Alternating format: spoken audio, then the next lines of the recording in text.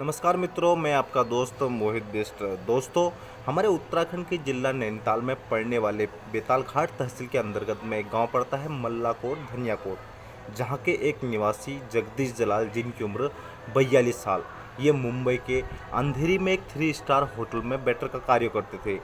बीते 21 जुलाई यानी परसों शुक्रवार को इनके होटल में एक कुक के साथ में ऑर्डर को लेके बहस हो गई, जिसके बाद में उस कुक ने धारदार हथियार से किचन में इनकी हत्या कर दी, यानी इनको चाकुओं से मारा, जिसके बाद इनको अस्पताल ले जाया गया और इनकी मृत्यु हो गई। तो ये बात आज तीसरा दिन हो गया इस बात को, जिसके बाद में अब उनके पार्थिव शरीर को उत्तराखंड में लेके शायद आज ले आए होंगे। तो ये दोस्तों असल बहुत बुरा हुआ, ऐसा हादसा नहीं होना चाहिए। ये होटल में भी एक कलंक लगने वाली बात है। यूँ तो अक्सर स्टूवर्ड और किचन के जो कारीगर होते हैं, शेफ होते हैं, उनके बीच में अक्सर बहस होते रहती है, लेकिन इस तरह की जो निर्मम हत्या की घटना है ये शायद बहुत कम होती हैं। ऐसा नहीं होना चाहिए था। दरअसल अक्सर स्टूवर्ड में और जब कारीगर में लड़ाई होती है तो अक्सर सरिये हरिये या फिर लेटर हेटर से तो झगड़ा इनका हो जाता है, लेकिन जो निर्मम हत्या करने की घटना है ये उत्तराखंड के व्यक्ति के सामने पहली बार हुई है।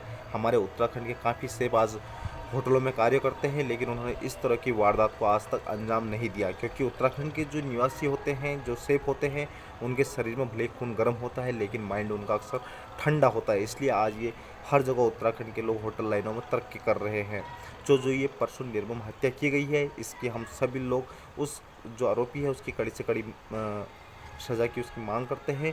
और उत्तराखंड सरकार और महाराष्ट्र सरकार से हम ये अपील करते हैं कि इस गरीब परिवार, जिनके पीछे 2 बच्चे छूट गए हैं, उनकी बीवी है, तो इस तरह से एक परिवार, जब कोई आदमी चले जाता है, मुख्य जो कमाने वाला होता है, तो एक परिवार कहीं ना कहीं तहस नहस हो जाता है।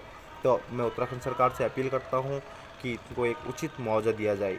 अगर यही जो मर्डर का केस है, अगर यही धार्मिक भावनाओं से जुड़ा हुआ होता, धार्मिक चीज़ों से जुड़ा होता, तो अभी तक करोड़ों रुपए उनके घर जमा हो जाते, लेकिन नहीं। अगर वो होटल में कार्य कर रहे थे, अपने 20 बच्चों का भरण पोषण कर रहे थे, अपने परिवार का भरण पोषण कर रहे थे, अगर उनकी निर्मम हत्या आज हो गई तो कोई भी व्यक्ति उनके लिए आवाज़ उठाने को तैयार नहीं है। तो मैं आप सभी लोगों से निवेदन करता हूँ कि वीडियो को शेयर करें और जगदीश जलाल जी के घर परिवार को मुआवजा देने के लिए सरकार के ऊपर में दबाव बनाएं, जिससे कि उनके परिवार को आगे को मुआवजा मिल के उनका परिवार चल सके। ये जो भी हुआ काफ़ी गलत हुआ, ऐसा नहीं होना चाहिए।